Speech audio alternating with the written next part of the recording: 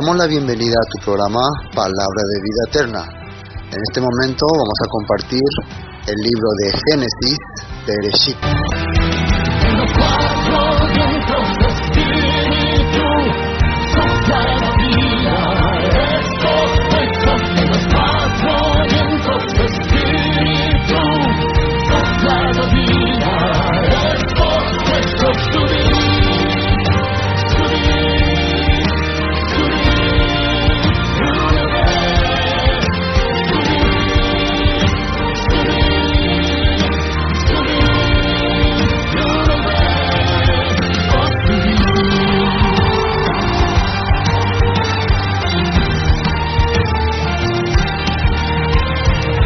Libro primero de Moisés, Génesis, capítulo 28. Habla acerca de Isaac que le llama a Jacob, pero para recordar un poco lo que habíamos visto habíamos visto cuando Jacob huye de Esaú, porque Esaú quería matarle. Y en el versículo 41 atiendan por lo que dice ahí. Y aborreció Esaú a Jacob por la bendición que su padre le había bendecido. Y dijo en su corazón: llegarán los días del luto de mi padre, y yo mataré a mi hermano Jacob. Esto es muy importante, esta palabra, porque esto continuó en los tiempos.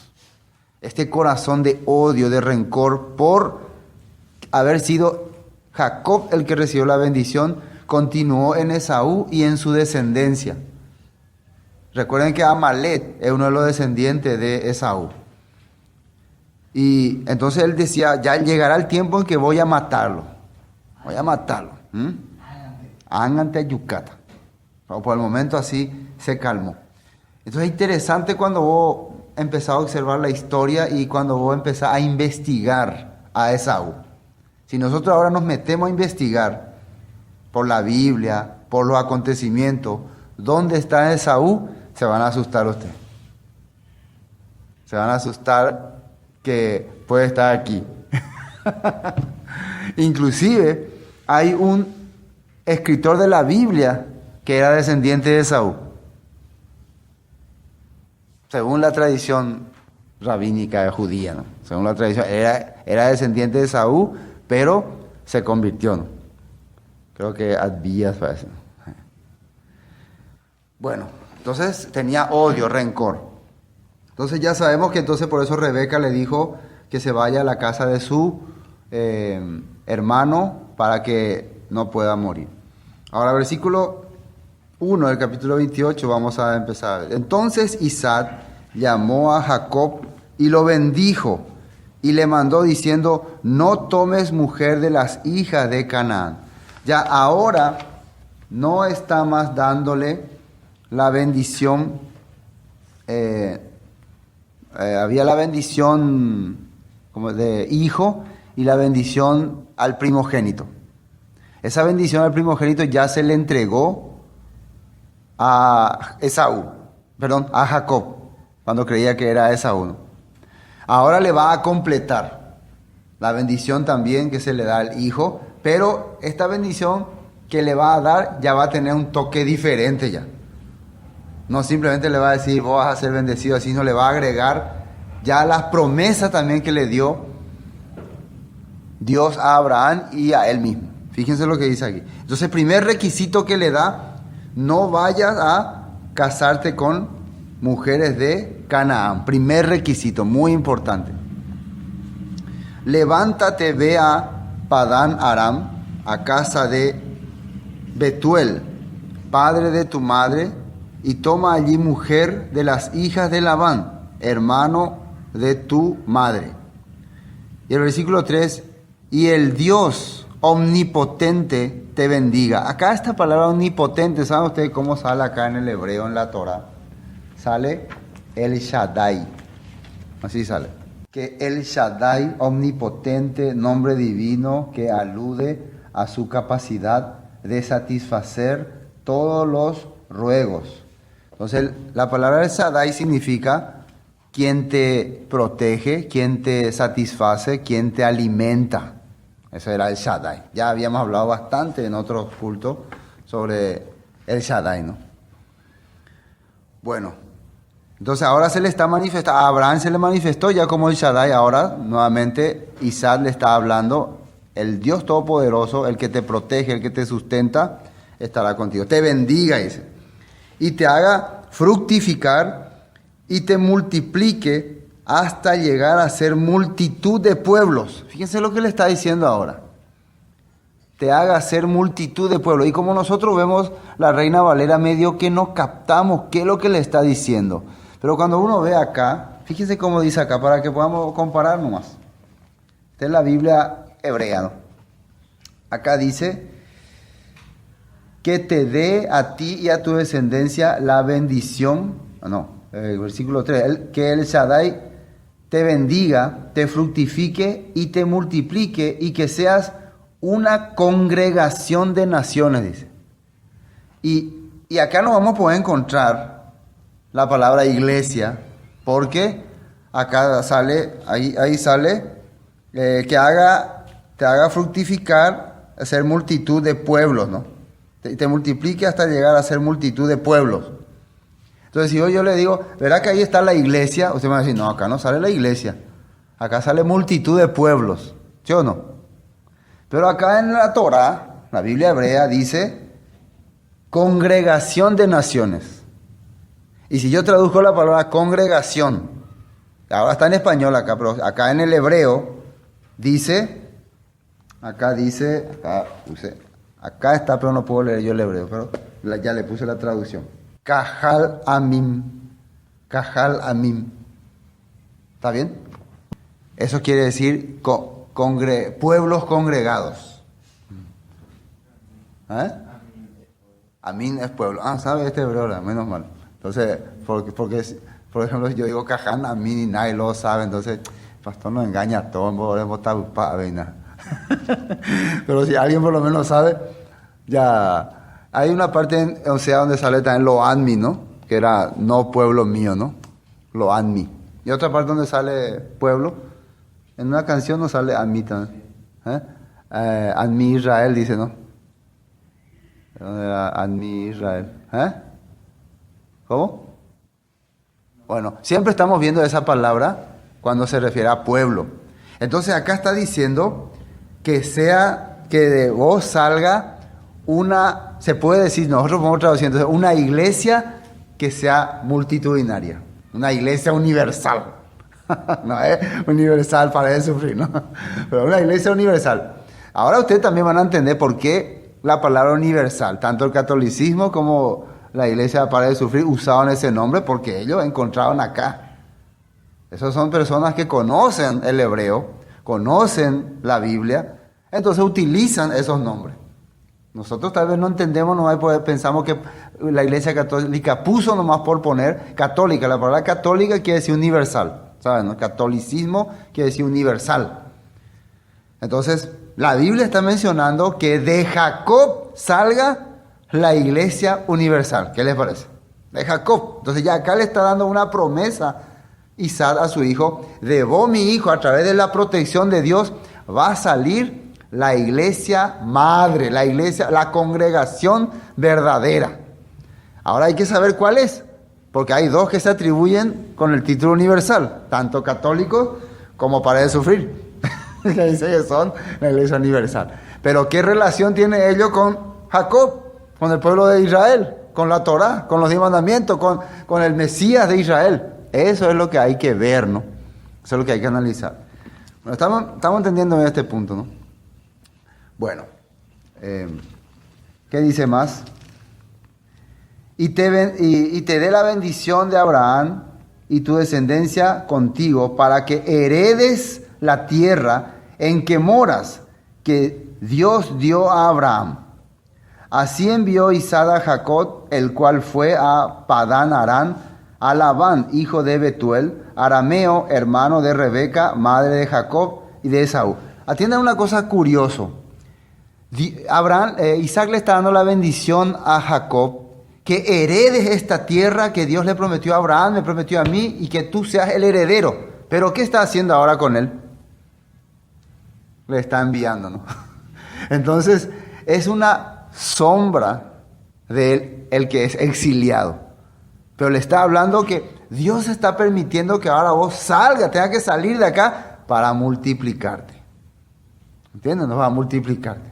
Después vamos a ver las diferentes características que Dios tuvo con los 3 patriarcas, tanto con Abraham, con Isaac y con Jacob. Hay 3 características diferentes.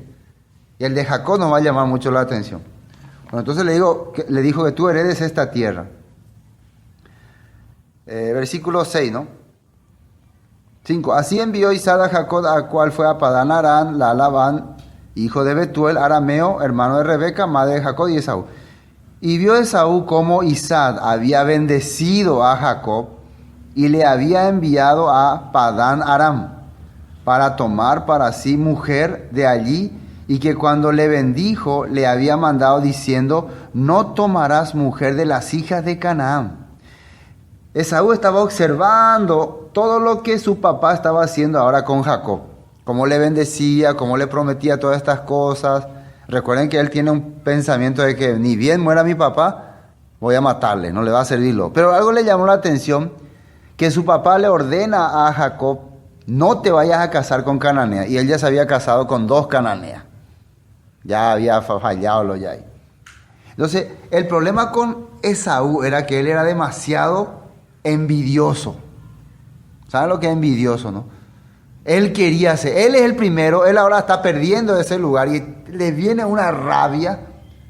Y ahora todavía Dios le está diciendo, Isaac le está diciendo a su hijo: no te cases con cananea. Y Jacob va a cumplir, le va a mandar con parientes. Entonces él trata de solucionar ese problema. Fíjense qué va a hacer. Vio asimismo Esaú que las hijas de Canaán parecían mal a Isaac su padre. Quiere decir que él nunca ni siquiera pudo distinguir que eso era malo. ¿Por qué? La lógica, nunca se puso a estudiar.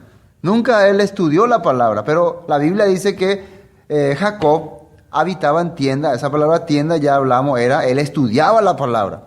Él se reunía en las escuelas de estudio. En ese tiempo había también maestros, existían ya. Pero Esaú se la pasó vive la vida loca, como dice yo voy a vivir mi vida, a disfrutar. Entonces a la hora de entender, de comprender estas cosas, queda como medio ridiculizado. ¿Por qué creen que muchas personas, cuando vos estudias la Biblia, cuando vos empezás a hablar con términos ya bíblicos, te trata como que, no, vos sos muy teólogo, vos conocés demasiado? Porque se la pasó toda la vida jugando, bromeando, perdiendo el tiempo. Entonces, ¿qué cree? Pero se iba a la iglesia, congregaba a la iglesia, entonces le viene una envidia en su corazón. Entonces trata de imitar, trata de hacer también igual. Pero vamos a ver qué hace. Y empeora, en vez de humillarse, pero nunca se humilla, eso es lo que nunca hace. Dice, me quedé. 8, ¿no? Y vio asimismo Esaú que las hijas de Canaán parecían malas a Isaac su padre, y se fue Esaú a Ismael. ¿Atiendan lo que hace? Se fue a Ismael, tomó para sí por mujer a Mahalab, hija de Ismael, hijo de Abraham, hermana de Nebaiob, además de sus otras mujeres. Se fue y se casó con una hija de Ismael. Y nosotros sabemos que Ismael también tiene su profecía, ¿no? Hice un tipo cálculo para poder entender. Esaú, si uno analiza su genealogía y va a investigar dónde están los descendientes de Esaú, están mezclados increíblemente entre estas naciones, entre amalecitas. Los amalecitas actualmente están ahí entre lo que serían palestinos o algunos árabes, algunos más o menos así. Nosotros muchas veces tenemos que confundir que el Islam es una religión, el árabe es un pueblo, una raza, ¿no? El Islam no es religión. Yo puedo ser paraguayo y ser Islam. ¿Sí? Entonces los amalecitas eran de esos que agarraban la religión que más le convenía. Si le convenía ser judío, eran judíos. Si le convenía ser cristiano, eran cristianos. Si le convenía ser Islam, lo que le convenía nomás. Entonces se han mezclado, siempre entraban al favor del pueblo que estaba con victoria. Bueno, esos eran los amalecitas. Recuerden que Amán, Amán era el que quería matarle a todos los judíos en tiempo de Esther. ¿Se acuerdan? Él era amalecita, pero estaba gobernando estaba trabajando para el rey de Persia, el rey de Babilonia, ¿no? Para ese rey. Estaba en ese lugar. Entonces ellos, los amalecitas, siempre ¿cómo se puede decir la palabra? O mandare. Así, ¿no? Siempre se metían ahí donde quien él tenía el poder, ahí estaban. El mismo Herodes era idumeo. Los idumeos son antepasados de los amalecitas. ¿Qué estaba haciendo Herodes como rey de los judíos? Porque él se asoció en su tiempo con los saduceos, con los macabeos para derrotar a los griegos. Entonces se hizo una alianza política. Cuando Roma viene a Judea, hacen como un acuerdo, judíos, idumeos, romanos, y hacen como un acuerdo, una alianza, y le ponen a él como rey de los judíos. Todo eso era acuerdo, no sé si me están captando. Entonces ahí ya también vemos que amalecitas mezclándose con romanos, mezclándose con babilonios, con persas, y ellos también estaban mezclados con griegos. Por eso de los descendientes de Saúl salen amalecitas, que es toda esa mezcla que le dije, que están allá, griegos y romanos. Todos ellos eran una mezcla, tanto genéticamente como espiritualmente, se puede decir, con la mentalidad de Amalek. ¿Cuál es la mentalidad de Amalek o de Esaú? Llegará el día en que mataré a mi hermano Jacob. Por eso siempre hemos visto que estos pueblos que querían matar a los judíos. ¿Se acuerdan de Amán? Amán le odiaba a Mardoqueo. Y no solamente quiso matarle a Mardoqueo, quiero matar todo su pueblo, toda su gente. Los griegos también, los romanos también. Después más adelante aparecerían también otros pueblos como franceses, españoles, alemanes, y hoy en día están los palestinos, iraníes. Ahí están todos mezclados, ¿entienden? ¿No? Pueblos que odiaban al pueblo de Dios. Y más, acá se está haciendo una alianza, más Ismael. ¿Y quién es Ismael? ¿Quiénes salieron de Ismael? Los árabes. Árabes serían los que están allá por Arabia, la región de Emiratos Árabes. Y más adelante los árabes, de los árabes saldría la religión Islam. Y la religión Islam conquistaría todo el mundo, que llegaría a África, llegaría a Turquía, llegaría hasta India. Imagínense. Entonces a través de los árabes también aparece la religión Islam, y el Islam se extiende a todo el mundo. Entonces se puede decir que hay una, no sé si me están captando, una alianza ahí entre europeos, griegos, palestinos, iraníes, y otra alianza entre árabes, que de ellos salió la religión Islam, africanos, hindúes, una super alianza, una superpotencia contra Jacob. Contra Jacob. Eso es. Y eso es lo que vemos en la actualidad. Eso es lo que estamos viendo. Bueno, eso es lo que uno ve en la Torá, así algo como simplemente, no, que picó Esaú, se fue y se casó con una ismaelita, pero si analiza, por eso yo les dije, si empezamos a analizar, a estudiar, como dice un pastor, a hacer la tarea, el que hace la tarea responde bien el día del examen, ¿sí o no? El que no hizo la tarea, yo no hice la tarea. ¿Cómo se queda el día del examen? Se queda calladito, se queda, no sé. Bueno, continuando. El versículo 11, ¿no? 10. Ahora, salió pues Jacob de Beerseba y fue a Aram. Y llegó a cierto lugar y durmió allí. Ahora, ¿cómo podemos entender dónde es Beerseba y dónde es Aram? Busquen un poco sus mapas para que nos ubiquemos. A ver, vean Beerseba. A ver, el mundo antiguo. Sí, el mundo antiguo. ¿Ven este mapa donde aparece el mundo antiguo? El mundo antiguo. Sale los hititas, egiptos. Bueno, hay un mapa donde sale, dice Beerseba. Y Beerseba estaba al sur de Israel, hacia abajo. Hacia abajo. Y Harán estaba al norte. Se puede decir entonces que Beerseba era encarnación y Harán sería Pedro Juan Caballero. ¿entienden? ¿No? Para ubicarse, ¿entienden? Esa es la distancia. Bueno, desde encarnación, ahí estaba viviendo Isaac con su familia, ahí desde el tiempo de Abraham, él ya estaba viviendo ahí. Recuerden que ese era el lugar que él, de su padre Abraham, recibió.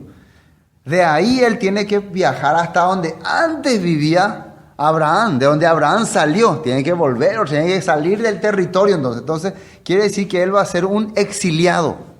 Él tiene que dejar la tierra de Canaán. ¿Entienden, no? Ahora, mientras viajaba, por eso es importante el mapa. Mientras viajaba, si ven, a ver, les voy a mostrar la división de las 12 tribus. Donde están las 12 tribus. Seguro que este mapa tienen la división de las 12 tribus. Ahí se ve Beerseba, ahí abajo está Beerseba, aquí acá abajo está Beerseba. Entonces, mientras viajaba, él llegó a cierto lugar, cierta región, que ya estuvo anteriormente Abraham, que es la región de Betel, entre Ai. En ese lugar es la tierra también donde Dios le dijo a Abraham para sacrificar a Isaac. En ese lugar, el monte Moria. ¿Están entendiendo, no? Esa es la región, acá en el medio, por ahí está. Harán está allá. Voy a mostrarle más o menos Acá está Beerseba, por acá está la región de Betel y acá está Harán. Entonces, ni bien salió, durante todo el día viajó, llegó la noche, ahí se quedó. Hasta ahí llegó. Y es increíble esto, que en ese lugar, donde también un día Dios le dijo a Abraham que sacrifique a Isaac, donde Abraham hizo sus primeros sacrificios a Dios, su primer holocausto, ahora Dios le va a aparecer a Jacob. Y miren lo que le dice. Salió pues Jacob de Beerseba y fue a Aram. Y llegó a un cierto lugar, así nomás menciona la Biblia, cierto lugar, acá en la Torá aclara en la explicación, que era la región donde Abraham había llevado a Isaac para sacrificar. Esa región era. No se puede decir que era, nosotros no podemos decir era exactamente ahí porque la Biblia no menciona, pero puede ser, ¿no? Puede ser que sea exactamente allí. Llegó a cierto lugar y durmió allí. ¿Por qué? ¿Qué pasó? Acá dice, porque ya el sol se había puesto y tomó de las piedras de aquel paraje y puso a su cabecera y se acostó en aquel lugar. Entonces, el sol en la Biblia, la presencia del sol siempre representaba un sistema. También esfuerzo. También un Dios. Para los pueblos de esa época el sol era un Dios. Por ejemplo, llegaba la noche y ellos ya se escondían todo. Porque tenían miedo de pora. ¿A qué pora? Entonces, en nuestra vida, ¿qué representa, no? Muchas veces el día representa el tiempo en que yo quiero hacer mi obra. Eso representa el día. Y la noche, ¿qué representa? La noche representa cuando yo ya no puedo hacer más nada, porque no veo nada. Entonces sí o sí dependo de lo que Dios haga. Pero ahí en la noche es cuando Dios hablaba a su pueblo. Porque cuando llega la noche, ¿qué hacía el pueblo? Ya llegaba a la casa, reunía a la familia. O el que no tenía familia, llegaba a su casa, oraba, salía afuera, miraba las estrellas. Era el tiempo en que vos podías pensar en Dios. En el día no. En el día vos mirás muchas cosas, acá está lleno de actividad. En la noche es el tiempo donde vos podés ya concentrarte en Dios, cuando termina tu actividad. Entonces acá lo que representa es que Dios quería cortar la actividad humana de Jacob y a partir de ahora Él quiere hablarle. Yo quiero hablarle. Quiero darle mi promesa. Vamos a ver qué dice. Dice, y puso una piedra, dice, como su cabecera. Y soñó. Y he aquí una escalera que estaba apoyada en la tierra y su extremo tocaba en el cielo. Y he aquí ángeles de Dios que subían y descendían por ella. En ese lugar donde empezó él a descansar. Recuerden que él descansó porque se le acabó el día. No es que él, si es por él, quiere irse rápido. Pero no puede porque se le acabó el día y todo era oscuro. Entonces en ese lugar empezó a dormir y dice que empezó a soñar y ver una escalera que subía y bajaba, descendía de arriba. Pero vamos a ver lo que dicen algunos textos de la Biblia con referencia a ese lugar. ¿Está bien? Bueno, vamos a mirar. A ver. Salmo 105. Salmo 105, meramente. Salmo 105. Cuando se acaba el sistema del sol, el sol representa el sistema. Hoy en día la humanidad, ¿a quién le está adorando? Si ustedes se fijan, ¿quién es el Dios de la humanidad? El sol, ¿no? El Dios sol, el Dios del carnaval, el Dios de la cosecha, todos le adoran al sol. En la antigüedad también. Cuando se acaba el sol es donde Dios empieza a manifestarse. Salmo 105, el versículo 8. Fíjense lo que dice ahí. Las maravillas del Señor a favor de Israel, dice. Se acordó para siempre de su pacto, de la palabra que mandó para 1000 generaciones, la cual concertó con Abraham y de su juramento a Isaac. La estableció a Jacob por decreto, a Israel por pacto sempiterno, diciendo: a ti te daré la tierra de Canaán como porción de vuestra heredad. El escritor de Salmos está diciendo que Dios siempre se acordó del pacto que había hecho con Abraham, con Isaac, y nuevamente está haciendo con Jacob. Bueno, eso quería ver aquí. Después volvamos a Génesis. Ahora vamos a ver lo que Dios le habla. Está soñando una escalera que va al cielo y bajan ángeles, dice. Descendían por ella. Versículo 13. Y he aquí el Señor estaba en lo alto de ella, el cual dijo: yo soy el Señor, el Dios de Abraham tu padre y el Dios de Isaac. Hasta ese momento, este Dios se había manifestado a Abraham y a Isaac, pero nunca se había manifestado a Jacob. A partir de ahora, él se va a presentar: yo también soy tu Dios, tu Elohim. Dice: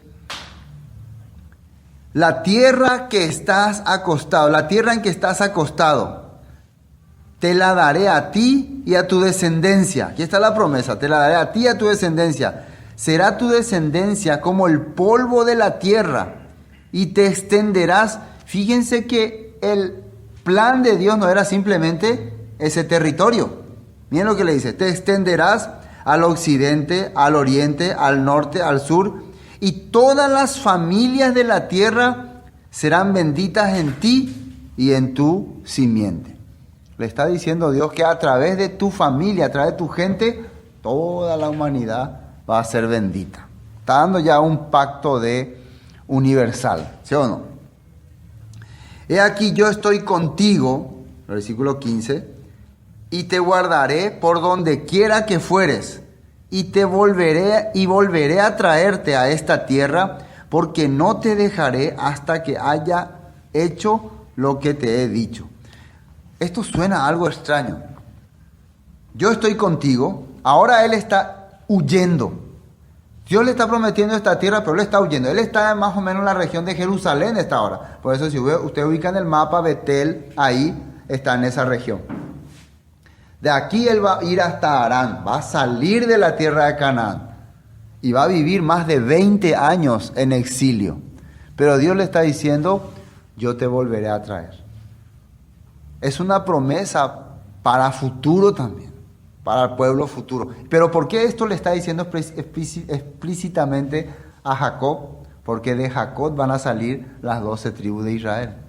Cuando él regrese, ¿cómo va a regresar ya? ¿Solamente como Jacob? No. Va a regresar como Israel, ya con las 12 tribus. Así va a regresar. Cuando salió solito. Cuando regrese, va a ser gran multitud. Igual que la promesa que siempre ha dado. Cuando el pueblo salió esparcido por las naciones, era poquito. Pero cuando Dios le traiga nuevamente a la tierra, ya va a ser gran multitud. Igual que pasó con el tiempo de Moisés. Fueron 75 personas a Egipto y después salieron una multitud grande, una gran nación. todo es, ¿cómo se puede decir? Todo lo que fue será. Empieza repitiéndose. Como dice la Biblia, el segundo éxodo será diferente. Este ya es casi un anuncio de un futuro éxodo, un futuro retorno a tu tierra. Bueno, pero veamos otro texto que habla más. Isaías capítulo 2, referente al lugar. Isaías capítulo 2. Isaías capítulo 2, el versículo 3. 2:3. Fíjense lo que dice ahí. Reinado universal del Señor. Otra vez aparece la palabra universal, ¿no? Vendrán muchos pueblos y dirán, venid y subamos al monte del Señor, a la casa del Dios de... ¿Quién dice ahí? Dios de Jacob. A la casa del Dios de Jacob. Recuerden que después de que despierte Jacob, va a decir, ciertamente este lugar es casa del Dios Todopoderoso. Y por eso se le puso el nombre Betel. Betel significa casa de Elohim. Bet, casa, el Elohim. Entonces miren lo que dice ahí. Vendrán muchos pueblos y dirán, venid y subamos al monte del Señor, a la casa del Dios de Jacob. Esto ya está hablando para el futuro. Isaías está hablando para el futuro que se va a anunciar, vengan y vamos a vivir a la casa del Dios de Jacob. ¿Y quién es el Dios de Jacob? El Dios de Abraham, el Dios de Isaac. Esos son los que pertenecen a la congregación universal. ¿Qué le parece? Y le está diciendo dónde ir. Después, ¿qué más dice? Y nos enseñará sus caminos y caminaremos por su senda, porque de Sión saldrá la Torá y de Jerusalén la palabra del Señor. De ahí va a haber enseñanza para su pueblo. Esto está hablando para el futuro. Vamos a ver Mateo capítulo 16. Mateo 16, para hacer una referencia. Este es el momento en que Yeshua le pregunta a ellos, ¿quién dicen los hombres que soy yo? La simiente prometida le pregunta, y unos dicen, algunos creen que eres Elías, otros dicen que eres Juan Bautista, otros dicen que eres un gran profeta. Después Yeshua le dice, ¿y ustedes quién dice que soy yo? Le dice. Y ahí aparece Pedro, ¿y qué le dice? Mateo 16, ¿no? Versículo 16. Respondiendo Simón Pedro dijo, tú eres, ¿qué dice ahí? El Cristo. Esa palabra Cristo es tan común usado por la gente. No, Cristo, solo Cristo, más que vences. Pero cuando le está diciendo Pedro, tú eres el Cristo, está diciendo, eres el Rey, el ungido, el que fue consagrado. Se le ungía antes derramando aceite, quiere decir, es consagrado para gobernar, para reinar, para administrar justicia, para dar el camino correcto. Lo que está saliendo en Isaías capítulo 2. Entonces Pedro le está diciendo, tú eres el ungido. ¿De dónde creen que Pedro entendió esto? Su cabeza nomás, aunque Yeshua le va a decir, esto no te lo reveló sangre ni carne, sino mi Padre que está en los cielos. ¿Cómo Dios le puede revelar a alguien algo desde el cielo? Cuando vos empezás a comprender las Escrituras. Porque aunque la gente tiene la Escritura, si Dios no le revela no va a entender. ¿Cuántos años nosotros hemos tenido la Escritura en nuestras manos? ¿Un año entendéis, padre? ¿Entienden acá? Pero a partir de ahora, cuando está prestando atención, cuando está viviendo el corazón de Dios, las palabras escritas por los profetas se le revelan a Pedro. Tú eres ese ungido que salía en Isaías capítulo 2. Tú eres la simiente prometida a Abraham, Isaac y Jacob. Tú eres el ungido. ¿Entienden acá? Tú eres el Cristo, el Hijo del Dios viviente, dice.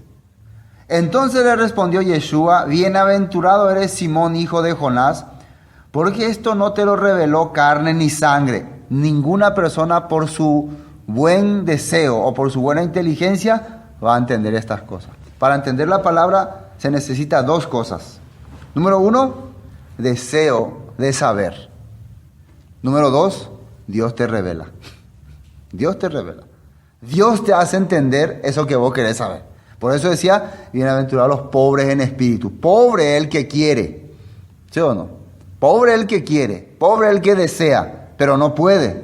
entonces Dios le da. Porque al tener el deseo de querer, eso es lo que Dios busca, le da. Entonces, el que desea saber, desea conocer, entonces Dios le revela. Porque no quiere luego saber, va a seguir siendo duro, va a seguir siendo incompetente. ¿Qué más dice acá? Entonces le respondió: bienaventurado eres Simón, hijo de Jonás, porque no te lo reveló carne ni sangre, sino mi Padre que está en los cielos. Y yo también te digo que tú eres Petro, que significa piedrita, ¿saben? O pequeña piedra, o trozo de piedra. Vamos a sacar todos los significados posibles. O parte de una cantera, en Isaías dice, parte de cantera. ¿Qué quiere decir esto? Parte de cantera, ¿qué entienden ahí? Si te dicen parte de cantera, tú eres parte de una cantera. ¿Qué está entendiendo vos? Que vos saliste de un lugar, que vos sos un pedazo de un lugar donde era grande y ahora yo quiero colocarte otra vez. ¿Sí o no? Parte de una roca. No eres la roca. La gente, el catolicismo le llama a Pedro la roca. No, él es parte de una roca. Entonces, ¿están entendiendo acá qué quiere decir? Ya que Dios te está revelando que yo soy el Mesías, que vengo a establecer el reino, las promesas dadas a Abraham, Isaac y Jacob, yo te digo que vos sos parte de ese reino. ¿Qué te pasa? Vos sos parte de esa bendición. Imagínense. Por eso le dice: bienaventurado eres. Porque si vos estás captando esto, quiere decir que vos estás cuadrando acá con el pedazo que falta. Estoy buscando el pedazo de esta cantera. Y a ver, vení poco. No entra. A ver, no entra. A ver. Este cuadra. De aquí se quitó esta piedra. Este Pedro salió de aquí. ¿Me están entendiendo, no? Sí. Bueno, eso le está diciendo Yeshua a Pedro ahora. Y ahora, ¿qué le dice? Atiendan bien. Y sobre esta roca edificaré mi iglesia, y las puertas del Hades no prevalecerán contra ella. Acá sale la palabra iglesia, pero si vamos al Antiguo Testamento, donde la misma palabra, acá la palabra iglesia en griego diría eclesía, y eclesía, la palabra eclesía quiere decir congregación. ¿Y dónde encontramos la palabra congregación? Allá en Génesis capítulo 28. ¿Qué fue lo que le dijo Isaac a Jacob? Que de tu descendencia salga la congregación de las naciones. Y Dios le había prometido que de su simiente serían benditas todas las naciones. Ahora Yeshua le está diciendo a Pedro: de esta roca, de esta fe en tu corazón, voy a edificar. ¿Por qué edificar? Porque la iglesia, la congregación de Elohim estaba esparcida entre las naciones. Oñemosarambí. Jacob pendeje uno. Desde ustedes voy a empezar a completar otra vez mi congregación. ¿Y dónde están? Por eso es que él le mandó: vayan y prediquen hasta los confines de la tierra, para traer a todas las naciones. ¿Están entendiendo hasta acá, no? Entonces, de esta roca, piedra grande, porque él le dijo: tú eres el Cristo, el ungido. Bueno, de esta roca, porque él es la roca. Por eso Yeshua era la piedra, ¿no? La roca escogida por Dios. De ahí voy a edificar mi congregación. La promesa que se le dio a Isaac, que Isaac le dio a Jacob, de ahí voy a edificar mi iglesia. Y después que dice: y las puertas del Hades no prevalecerán contra ella. Esta congregación no va a ser atrapada por la muerte. La muerte no va a tener poder para retenerle a esta congregación. Y si nos matan, un ratito vamos a estar ahí, pero cuando venga el ungido, cuando venga el Mesías, no sé si me entienden, nos va a sacar todo de ahí. Eso quiere decir, en esta congregación, todos los que sean parte de ahí, aunque hayan sido esparcidos hasta el último confín de la tierra, ¿sí le está diciendo? Después, y a ti te daré las llaves del reino de los cielos, y todo lo que atares en la tierra será atado en los cielos, y todo lo que desatares en la tierra será desatado en los cielos. Entonces, ¿qué significan las llaves del reino? Porque la palabra llave quiere decir entrada. Quiere decir, vos vas a tener la capacidad de abrir las puertas a todos los que han sido esparcidos. Por eso Pedro de entrada fue a predicarle a Cornelio. Y dice que ni bien le habló la palabra, el Ruach HaKodesh, el Espíritu Santo, descendió sobre ellos. Empezaron ya las naciones a recibir las buenas nuevas, el evangelio de restauración. ¿A quién se le dio esa llave? A Pedro. Llaves del reino. ¿Cuál es el reino? El que va a establecer el Mesías. Hasta aquí estamos entendiendo todo. Todo esto para entender lo que está ocurriendo acá con Jacob. Bueno, pero vamos a continuar, porque sigue esto. Recuerden que Dios le dijo a Jacob: yo te volveré a traer a esta tierra. Le da una promesa de restaurar. Y eso también habla acá en los profetas. Vamos a Ezequiel 34. Ezequiel 34. Fíjense lo que dice ahí. Del versículo 11 voy a leer. Fíjense lo que dice ahí. Porque así ha dicho el Señor: he aquí yo mismo iré a buscar mis ovejas y las reconoceré. Como reconoce su rebaño el pastor el día en que está en medio de sus ovejas esparcida, así reconoceré mis ovejas y las libraré de todos los lugares en que fueron esparcidas, el día del nublado y el día de la oscuridad. Y yo las sacaré, atiendan bien lo que dice ahí, las sacaré de los pueblos y las juntaré de las tierras, las traeré a su propia tierra y apacentaré en los montes de Israel. Se refiere al lugar donde Dios había hecho la promesa con Abraham, Isaac y con Jacob. En este lugar te volveré a traer, dice. Por la ribera y en todos los lugares habitados del país. En buenos pastos las apacentaré y en los altos montes de Israel estará su aprisco. Esa es su casa, su hogar. Allí dormirán en buen redil y pastos suculentos serán apacentados sobre los montes de Israel. ¿Se dan cuenta de la promesa que dice que yo mismo, dice, voy a buscar mis ovejas y las voy a traer a la tierra de Israel? En ese lugar las voy a hacer habitar. ¿Está bien? Bueno, terminemos esta parte. ¿Dónde quedó? 15, no. He aquí yo estoy contigo, 28:15 Génesis, y te guardaré por donde quiera que fueres y volveré a traerte a esta tierra, porque no te dejaré hasta que haya hecho lo que te he dicho. Todavía está en sueño Jacob. Y despertó Jacob de su sueño y dijo: ciertamente el Señor está en este lugar, y yo no lo sabía. Claro, él está huyendo de una travesura que hizo, él está desesperado, él no sabe qué va a ser su destino, pero había sido Dios, estaba en este sitio. ¿Qué es este sitio? Este lugar donde están las puertas del cielo. Por eso yo creo que ese lugar es Jerusalén, el lugar donde después se iba a establecer el templo. Porque Jacob promete que va a edificar ahí un lugar de adoración si Dios le cuida. Miren lo que dice acá. Y versículo 17, y tuvo miedo y dijo: cuán terrible es este lugar. No es otra cosa que casa de Dios. ¿Cómo se dice casa de Dios? Betel. Este es la casa de Dios. ¿Y a qué se le llama casa de Dios en la Biblia? Al templo. Al templo. Entonces, aquí es donde Dios va a habitar, donde va a morar. Estas son las referencias que tuvo David para saber dónde tenía que edificar el templo. O qué región era la región adecuada. Además de ser casa de Dios, no es otra cosa que casa de Dios y puerta del cielo. Puerta del cielo. ¿Qué es lo que Juan veía en Apocalipsis 20? Veía descender la nueva Jerusalén al monte ese. ¿Cuál sería ese monte? El monte de Jerusalén. Allí va a ser donde Dios va a establecer su reino eterno. El reino celestial va a venir ahí. ¿Están entendiendo, no? Ya Jacob está viendo, esta es la casa de Dios, es la puerta al cielo. Yeshua también dijo que el templo era lugar de adoración para que todas las naciones vengan y me invoquen.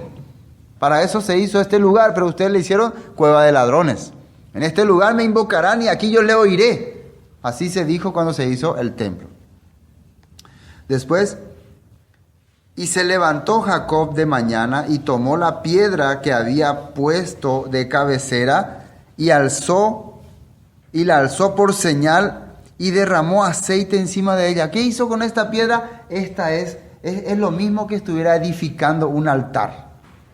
Imagínense, la gente hace una imagen, una estatua, pero Jacob agarra una piedra y le unge. Esta es la señal, como su ídolo. ¿Qué significa una piedra? Nada, una piedra. ¿O qué representa? Eso es lo que les dije, representa que acá se va a edificar el altar de Dios.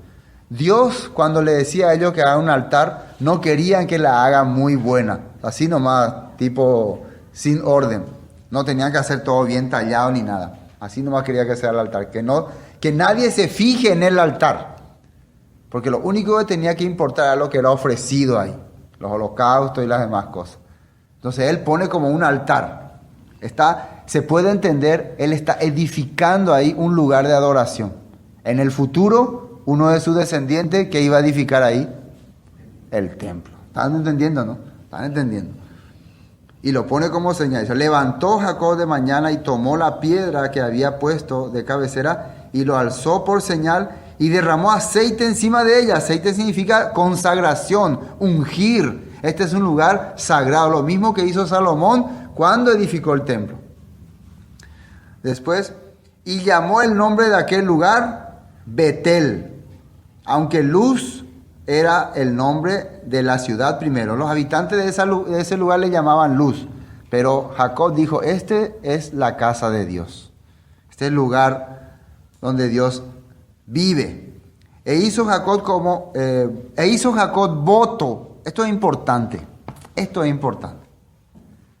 Después de que vos consagraste un lugar y entendiste que Dios te dio una promesa, hizo parte de esa promesa, Jacob hizo voto. Este voto significa una decisión voluntaria por haber sido bendecido.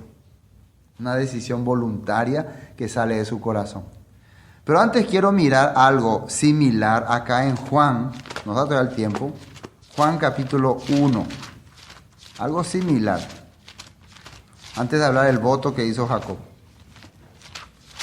Juan capítulo 1. Porque sale como referencia y tenemos que ver por qué. En la Biblia sale como referencia a este capítulo. Juan capítulo 1, versículo 43. Yeshua llama a Felipe y a Natanael. Versículo 43 dice, el siguiente día quiso Jesús, Yeshua, ir a Galilea y halló a Felipe y le dijo, sígueme. Y Felipe era de Betsaida, la ciudad de Andrés y de Pedro. Felipe habló a Natanael y le dijo, atiéndame cómo le habla, hemos hallado a aquel de quien escribió Moisés en la Torá, en la ley, así como los profetas, a Yeshua, el hijo de José de Nazaret. Se dan cuenta que para presentarle Felipe al Mesías, a Natanael, no le dice, he visto los milagros, he contemplado sus obras, así le dice. Hemos hallado a aquel de que habló Moisés en la Torá y en los profetas. Quiere decir que hemos investigado la vida de este hombre y cuadra con lo que establecieron los profetas en la Escritura. Entonces, si vos querés saber si alguien es verdadero o falso, ¿dónde tenés que observar? La Escritura, los textos, ¿sí o no? No hay otra forma. Y fíjense que era tan inteligente este Natanael que él le dice, Nazaret, según la Escritura, de Nazaret no puede venir nada bueno, solamente han salido malos de Nazaret. Así le hablan. Pero realmente Yeshua solamente se crió nomás en Nazaret, no era de Nazaret. Natanael le dijo, de Nazaret puede salir algo bueno, versículo 46. Le dijo Felipe, Eyuesa, ven y veres. Cuando Yeshua vio a Natanael, atiendan bien lo que le dice Yeshua a Natanael cuando le ve. Cuando le ve, le dice, Cuando Yeshua vio a Natanael que se le acercaba, dijo de él, he aquí un verdadero israelita. La palabra israelita no se usaba más en ese tiempo. Ellos eran judíos. Pero acá Yeshua le está llamando verdadero israelita. Después, en quien no hay engaño. ¿Quién fue el que hizo engaño en el pasado? ¿Quién era Israel que engañó a su hermano? Jacob. Entonces ahora está diciendo, este es un verdadero descendiente de aquel Jacob que ha recibido las promesas de Dios. Este es una piedra más que faltaba en la cantera. Pero todavía no está hablando Yeshua con Natanael. Además Natanael acaba de decir, de Nazaret puede venir algo bueno. ¿Por qué Yeshua está hablando así de él? Le está diciendo un verdadero israelita, alguien que no tiene engaño, pero la gente le considera falso. Y ahora va a responder por qué. Dice, le dijo Natanael, ¿de dónde me conoces? ¿Cómo puedes decir por mí que yo soy verdadero, que no tengo engaño? No tener engaño, escúcheme bien esta palabra, no tener engaño quiere decir, sos sincero. Vos buscás la verdad. Vos no buscás la falsedad, ni no te conformás con la falsedad. Mientras no tengan la verdad, de puta y tranquilo. El engañado, por ejemplo, está conforme con la religión. ¿Dónde está? Se va a su iglesia, ora, ya, está bien ya. Si le engañan, no hay problema. Pero el que no tiene engaño, no, a mí no me vas a decir fácil, me tenés que convencer. Entonces no está sujeto a ningún sistema. Por eso le dice, este sí es un israelita verdadero. Porque el resto de los judíos estaban sometidos a los saduceos, a los fariseos o a un sistema. Pero este tipo, no. ¿Cuál es la ojeca la verdad? ¿Y cómo se entiende eso? Le pregunta, ¿de dónde me conoces? ¿Qué dice acá? Le dijo Natanael, ¿de dónde me conoces? Respondió Yeshua y le dijo, antes que Felipe te llamara, cuando estabas debajo de la higuera, te vi. Esta palabra de estabas debajo de la higuera, uno puede pensar que él estaba solamente descansando. No. Hay una profecía que dice que en los tiempos de restauración, cuando el Mesías gobierne, nosotros vamos a tener tanta paz que ya no nos vamos a reunir así en templo, en edificios, en casa, sino alrededor de la sombra de la higuera o de la vid, nos vamos a juntar a estudiar la Escritura. Hay una profecía que habla así, en los tiempos de restauración. Entonces la gente que esperaba eso ya hacía en ese tiempo. ¿Qué quiere decir? Salió de la sinagoga, de los sistemas.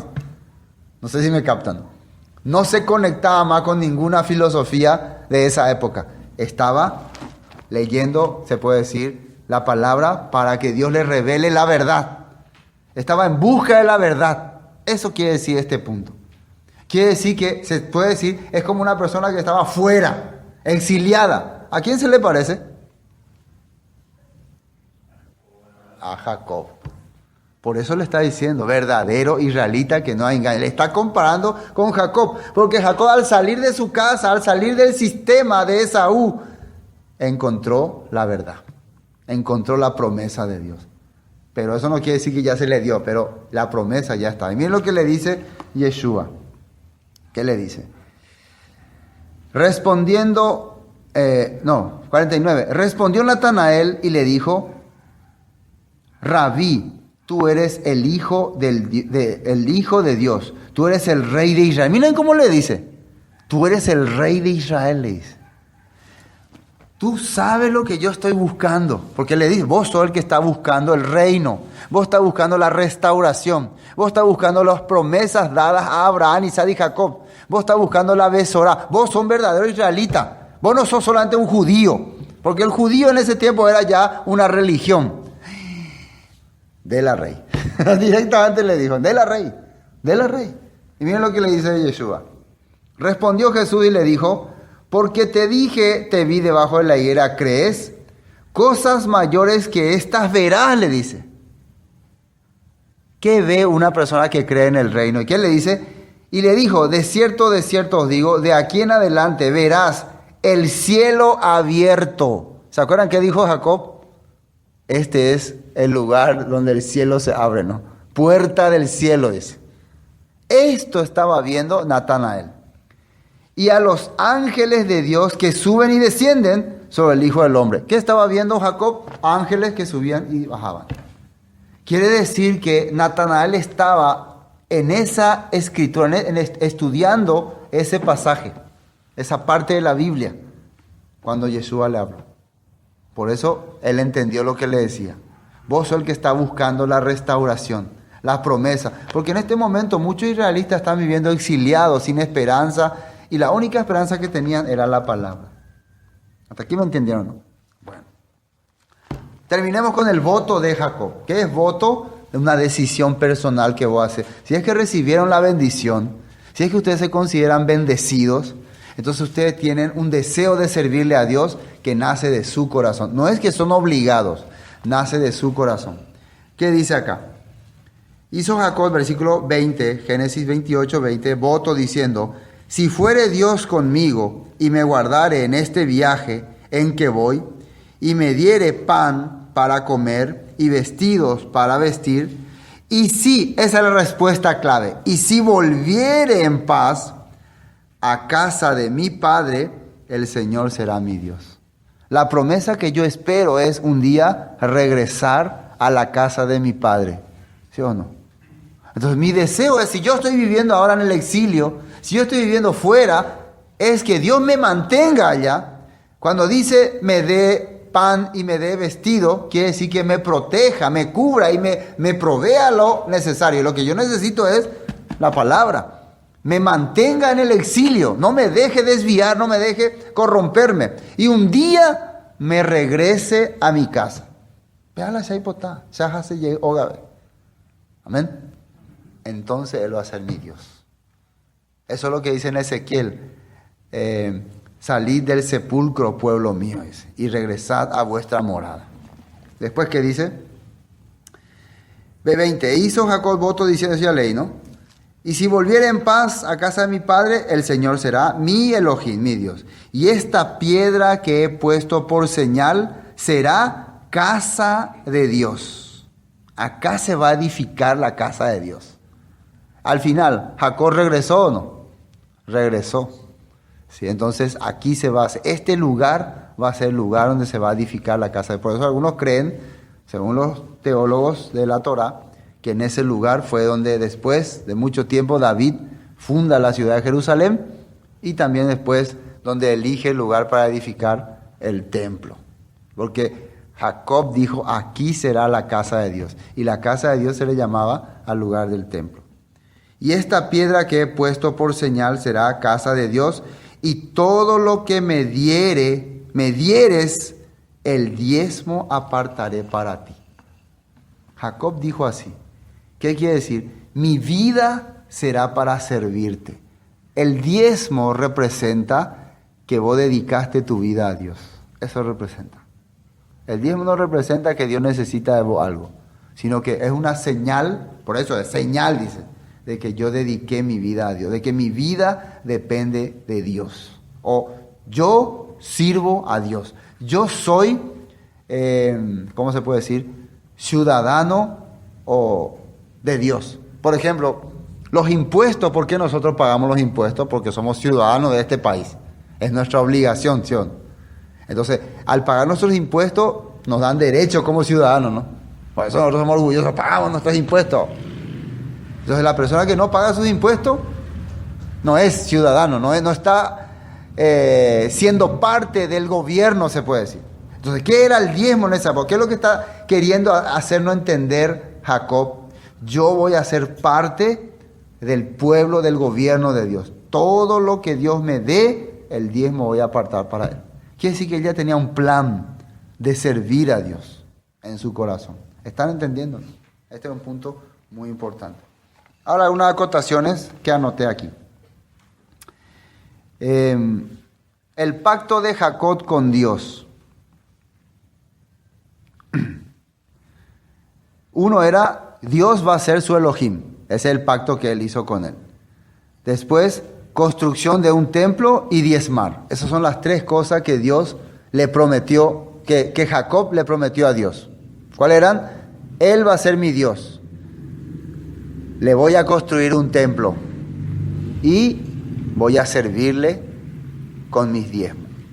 Entonces eso es una referencia de cómo es una persona que aceptó ser parte del pueblo de Dios. A partir de ahora no voy a más someterme a ninguna fuerza extranjera, sino que solamente a lo que el Padre me diga. Y las promesas que se le dio a los patriarcas. A Abraham se le dijo, ve a la tierra de Canaán, sal de tu tierra y vete a la tierra. A Isaac se le dijo, permanece en esta tierra. A Isaac fue el único que no salió. A él se le dijo, permanece en esta tierra. Y a Jacob se le dijo, te volveré a traer a esta tierra. 3 cosas diferentes, ¿no? Te volveré a traer. Entonces, Jacob representa el pueblo que fue esparcido y que Dios volverá a traer. Abraham representa el pueblo que vivía perdido y Dios le llama. Isaac representa el pueblo que estaba en casa y necesita mantenerse firme y fiel. 3 representaciones en los 3 patriarcas. Amén. Bueno, hoy hasta aquí vamos a compartir. Sopla en la vida, eres compuesto por los 4 vientos del Espíritu. Esto fue Palabra de Vida Eterna con el estudio del libro de Génesis. Para cualquier información, comuníquese al 0981 60 46 77. Bendiciones y hasta pronto.